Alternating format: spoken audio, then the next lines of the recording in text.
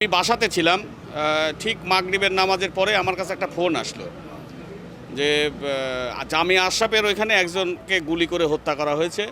তার 10 মিনিট পরে আমার কাছে ফোন আসে জাফরাবাদ থেকে, আমার চাচতো ভাইরা, তার নাম মোনায়েম। সে আমাকে ফোন দিয়ে কান্না জড়িত কণ্ঠে বলে যে হোসেন আলীকে নাকি হত্যা করা হয়েছে। ততক্ষণ আমি জানি না আসলে কাকে হত্যা করা হয়েছে। পরে আমি প্রশাসনের মাধ্যমে জানতে পারি যে হোসেন আলীকেই। আমি সঙ্গে সঙ্গে জানার পরে স্পটে চলে আসলাম। জামিয়া আশরাফিয়ার এখানে এই যে আপনারা দেখছেন যে এইখানে তাকে হত্যা করা হয়েছে গুলি করে। হোন্ডা মোটরসাইকেল যোগে তাকে হত্যা করা হয়েছে গুলি করে। উনি আসছিল ঈদের ছুটিতে। আপনারা জানেন যে ঈদের ছুটিতে মাদ্রাসা বন্ধ হয়ে গেছিল, ছুটি শেষ হয়ে গেছে। তার ছেলেটা এই জামিয়া আশরাফিয়ায় পড়ে, তাকে রাখার জন্য আসছিল। ছেলেকে রেখে উনি বের হয়েছে, তখনই ওই আতাতের গুলিতে তাকে হত্যা করা হয়েছে। আমি এখানে আসার পরে প্রশাসনের মাধ্যমে জানতে পারলাম যে আসামিকে শনাক্ত করা হয়েছে, কারা বা কে বা কারা হত্যা করেছে। আমি আশা করছি যে ইনশাল্লাহ আসামিরা অতি দ্রুত গ্রেপ্তার হবে। আমাদের চলতি মাসের 14 তারিখে আইনশৃঙ্খলা জেলার মিটিং আছে, আমি ওখানে সদস্য।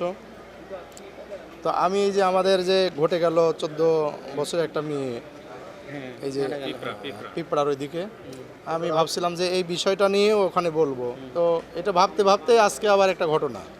তারপরে সবচেয়ে বড় কথা হলো যে এটা একটা দিনী প্রতিষ্ঠান, পাবনার মধ্যে সবচেয়ে বড় প্রতিষ্ঠান।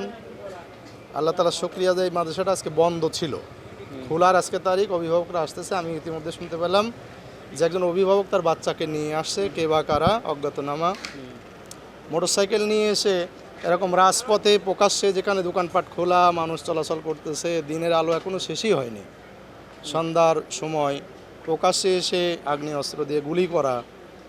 অবশ্যই আমরা মনে করি এটা আমাদের জানমাল নিয়ে আমরা আতঙ্কিত। আইন শৃঙ্খলা পরিস্থিতি আরও ভালো হওয়া দরকার। প্রশাসন গতকালকেও হলো এসপি সাহেবের সাথে, ডিসি সাহেবের সাথে আমাদের মিটিং ছিল, সেখানেও আমরা এই বিষয়গুলি নিয়ে আলোচনা করছি। আসলে এগুলি উদ্বেগের কারণ, আমরা আতঙ্কিত।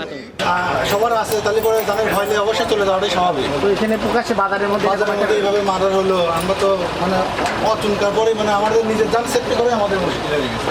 আচ্ছা আচ্ছা, এটাই আর কি ভাই। তাছাড়া আমি সব মিলে আপনার নিরাপত্তাহীনতায় ভুগছেন কিনা? অবশ্যই নিরাপত্তা, কারণ এখানে পুলিশ প্রশাসন দেখতে হবে, ওনাদেরকে দেখতে হবে তো কী হয়েছে না হয়েছে।